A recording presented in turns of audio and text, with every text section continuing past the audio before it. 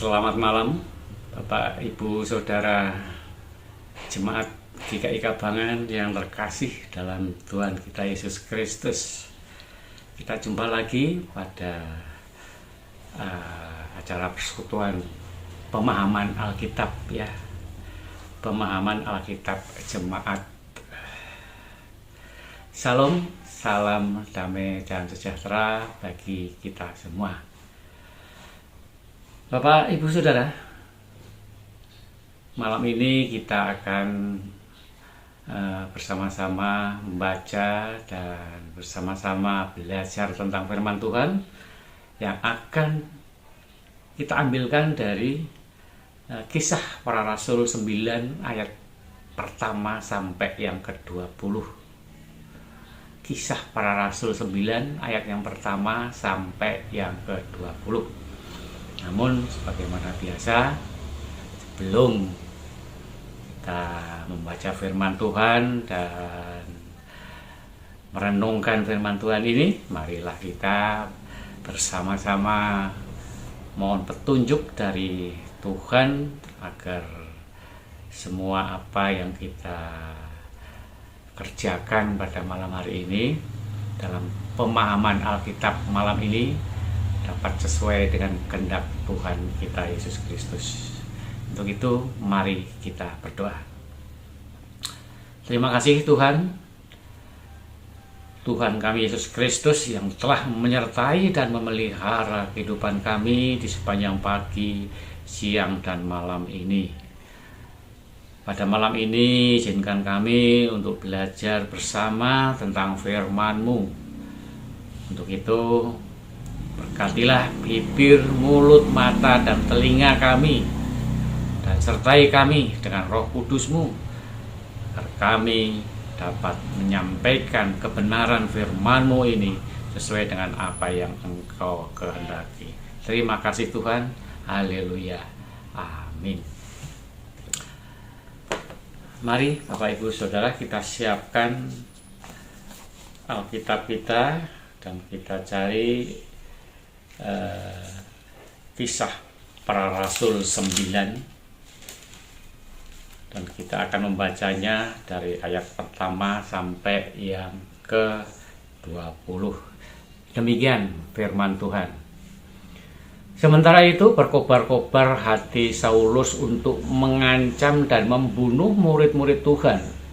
Ia menghadap imam besar dan meminta surat kuasa daripadanya untuk dibawa kepada majelis-majelis Yahudi di Damsyik, supaya jika ia menemukan laki-laki atau perempuan yang mengikuti jalan Tuhan, ia menangkap mereka dan membawa mereka ke Yerusalem. Dalam perjalanannya ke Damsyik, ketika ia sudah dekat kota itu, tiba-tiba cahaya memancar dari langit mengelilingi dia. Ia rebah ke tanah dan kedengaranlah olehnya suatu suara yang berkata kepadanya, "Saulus, Saulus, mengapa engkau menganiaya aku?" Jawab Saulus, "Siapakah engkau Tuhan?" Katanya, "Akulah Yesus yang kau aniaya itu. Tetapi bangunlah dan pergilah ke dalam kota. Di sana akan dikatakan kepadamu apa yang harus kau perbuat." Maka termangu-mangulah teman-temannya seperjalanan, karena mereka memang mendengar suara itu, tetapi tidak melihat seorang juga pun. Saulus bangun dan berdiri, lalu membuka matanya, tapi ia tidak melihat apa-apa. Mereka harus menuntun dia masuk ke Damsyik. 3 hari lamanya ia tidak dapat melihat, dan 3 hari lamanya ia tidak makan dan minum. Di Damsyik ada seorang murid Tuhan bernama Ananias. Firman Tuhan kepadanya dalam suatu penglihatan. "Ananias," jawabnya. "Ini aku Tuhan." firman Tuhan, mari pergilah ke jalan yang bernama jalan lurus, dan carilah di rumah Yudas seorang dari Tarsus yang bernama Saulus. Ia sekarang berdoa, dan dalam suatu penglihatan ia melihat bahwa seorang yang bernama Ananias masuk ke dalam dan menumpangkan tangannya ke atasnya, supaya ia dapat melihat lagi. Jawab Ananias, Tuhan, dari banyak orang telah kudengar tentang orang itu, betapa banyaknya kejahatan yang dilakukannya terhadap orang-orang kudus-Mu di Yerusalem. Dan ia datang kemari dengan kuasa penuh dari imam-imam kepala untuk menangkap semua orang yang memanggil nama-Mu. Tetapi firman Tuhan kepadanya, pergilah, sebab orang ini adalah alat pilihan bagiku untuk memberitakan namaku kepada bangsa-bangsa lain, serta raja-raja dan orang-orang Israel. Aku sendiri akan menunjukkan kepadanya betapa banyak penderitaan yang harus ia tanggung oleh karena namaku. Lalu pergilah Ananias ke situ dan masuk ke rumah itu. Ia menumpangkan tangannya ke atas Saulus, katanya, Saulus, saudaraku, Tuhan Yesus yang telah menampakkan diri kepadamu di jalan yang engkau lalui telah menyuruh aku kepadamu supaya engkau dapat melihat lagi.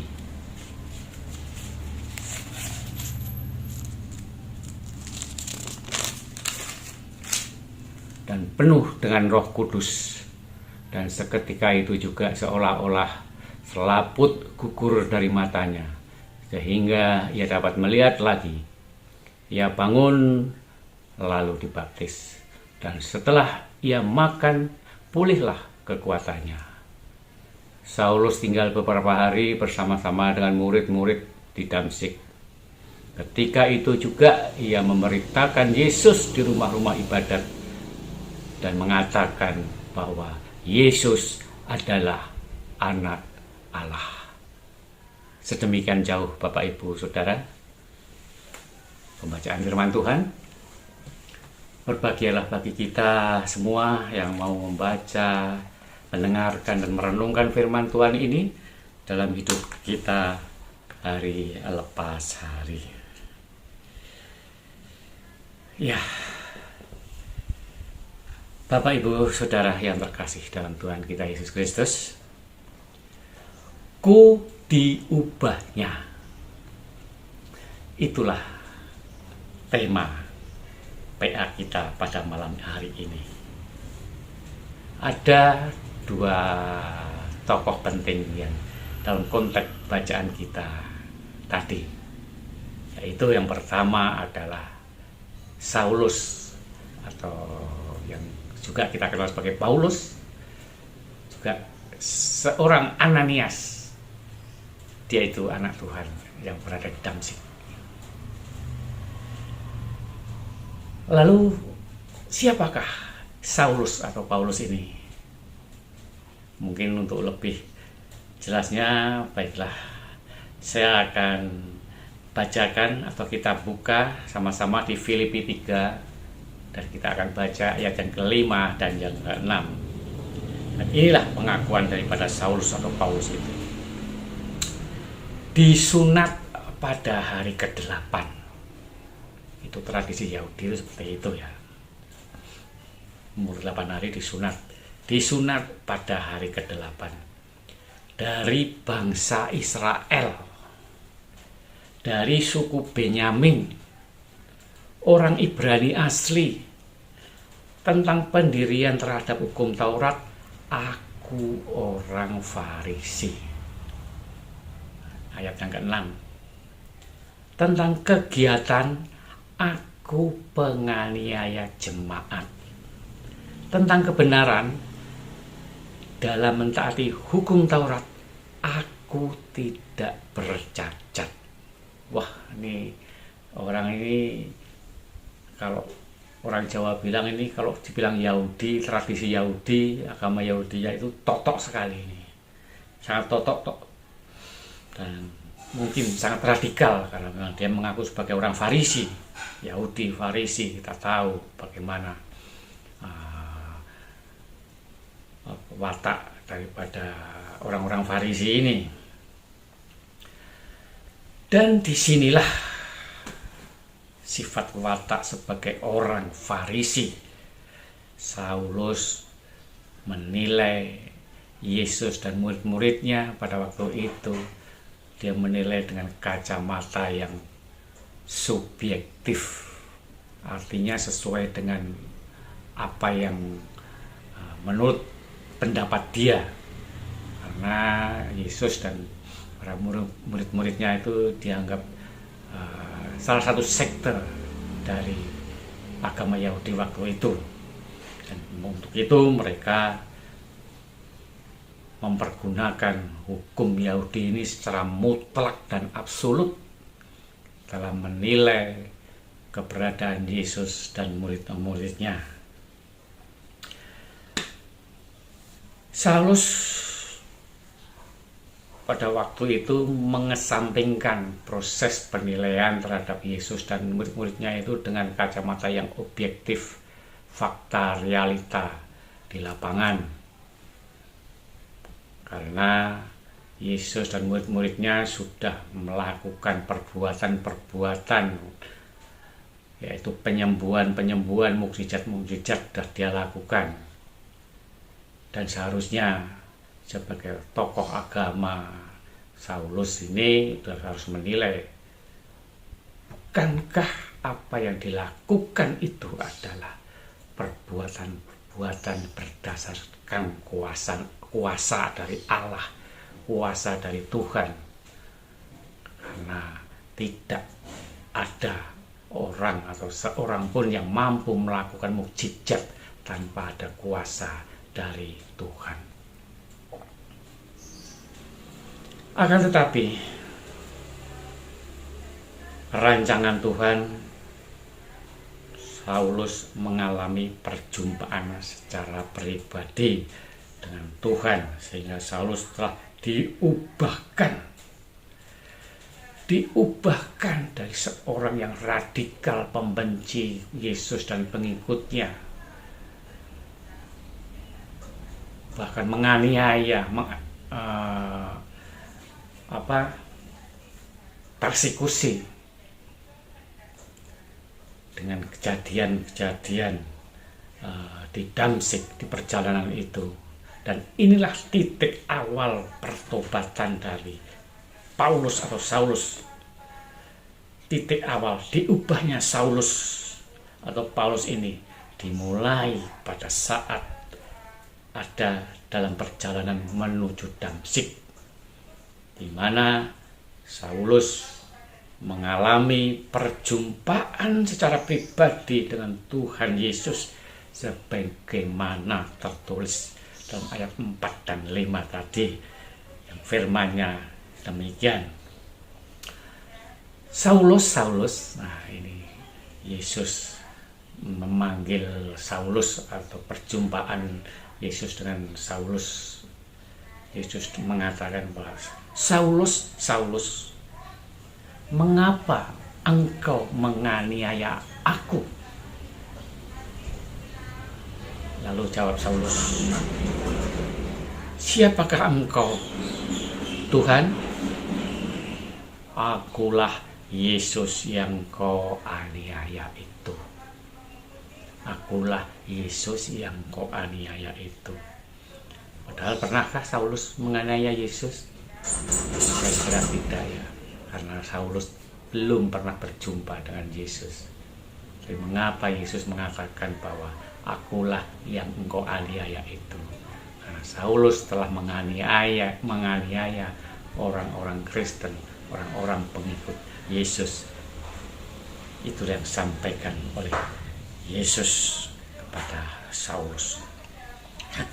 Dan disinilah Saulus atau Paulus ini mulai menyadari bahwa siapa tuh siapa sebenarnya saya itu.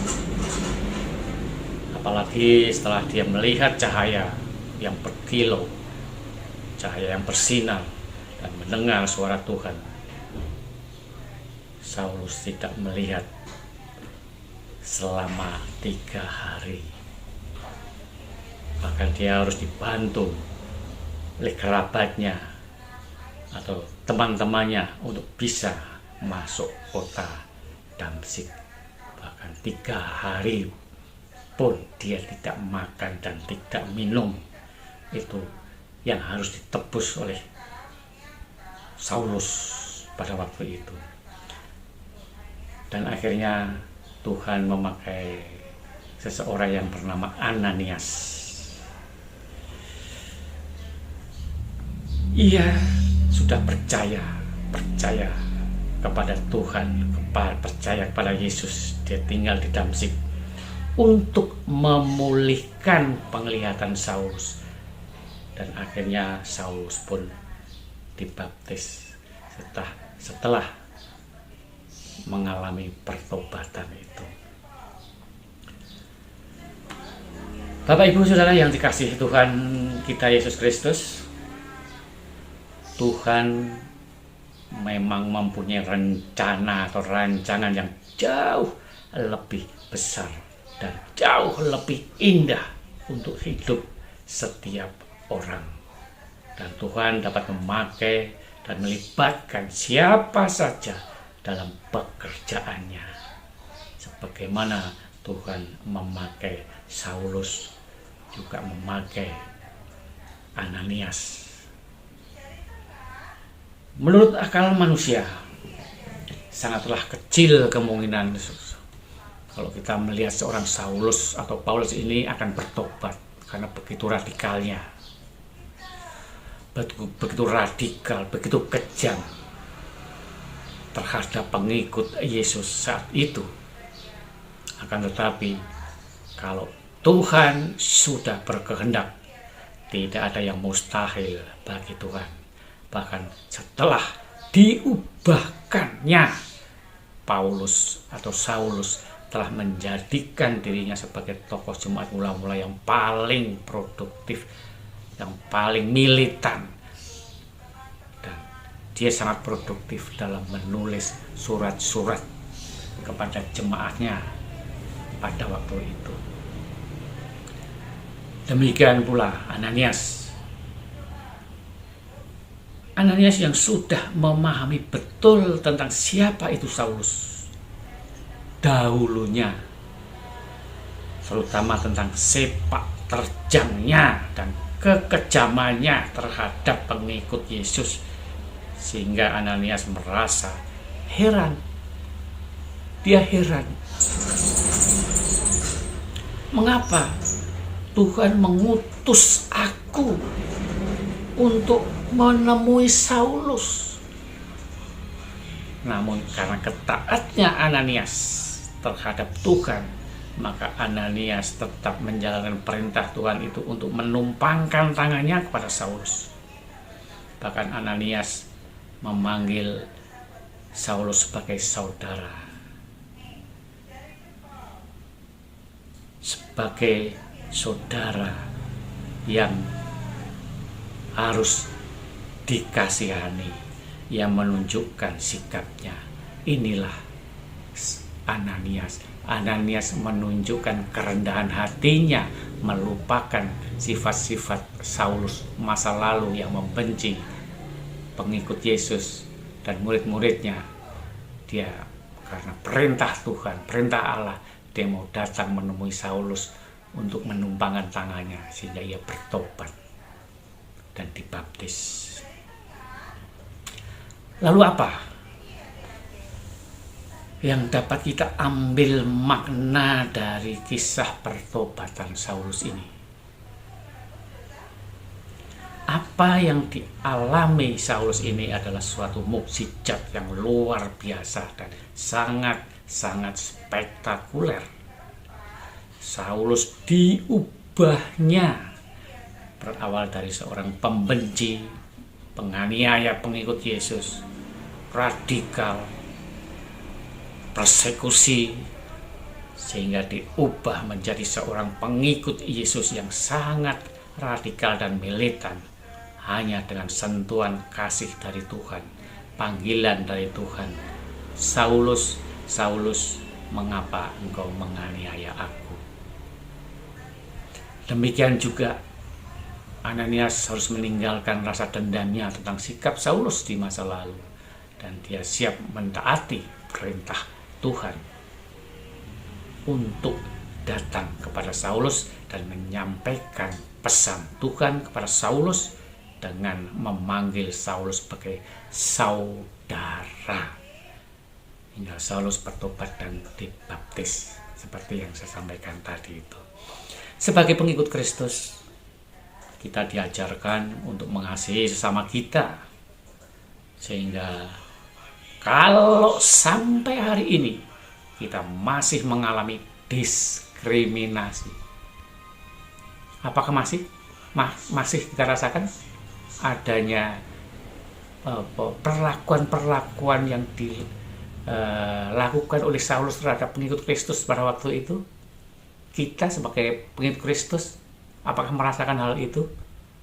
Saya kira masih. Sampai saat ini, apa yang kita rasakan sebagai pengikut Kristus, mau ngaku atau tidak, bloko suto apa ora, masih kita rasakan. Kalaupun tidak kita rasakan, saudara-saudara kita di luar sana, bahkan di belahan dunia sana, di negara sana, masih sangat merasakan. Bahkan mereka sampai mempertaruhkan nyawanya untuk menjadi pengikut Kristus. Kita juga harus belajar dari Ananias, di mana Ananias juga mampu mengedepankan perintah Tuhan dibanding apa yang dia pahami, dia ketahui. Dia mengesampingkan egoismenya, egoisme pribadi. Bahkan dia kerjakannya dengan penuh kasih atas perintah Tuhan itu kepada Saulus. Itu terjadi karena mereka sudah diubahnya. Dan apakah kita sudah merasa diubahnya? Sudah atau belum? Yang tahu adalah Bapak, Ibu, saudara sendiri. Yang terpenting bagi kita sebagai jemaat pengikut Kristus, terutama jemaat GKI Kabangan, marilah kita berubah dengan mengedepankan ajaran kasih kita yang diajarkan dari Yesus, mengedepankan objektivitas kita dalam menilai, menyelesaikan suatu permasalahan jika terjadi suatu masalah. Perbedaan pendapat di antara kita pasti dan mungkin saja terjadi. Tidak hanya perbedaan pendapat dengan sesama jemaat kita, sesama orang Kristen, tapi sangat mungkin kita berbeda pendapat dengan orang di luar kita, masyarakat di luar sana. Akan tetapi sesama manusia kita harus mengedepankan kasih untuk menyelesaikan segala permasalahannya. Kasih adalah ajaran yang diajarkan oleh Tuhan kita Yesus Kristus kepada kita, apalagi sesama pengikut Kristus. Karena menyakiti sesama pengikut Kristus adalah sama juga menyakiti Yesus itu sendiri, Tuhan kita, juru selamat kita. Sebagaimana yang Yesus katakan pada Saulus, "Mengapa engkau menganiaya aku?"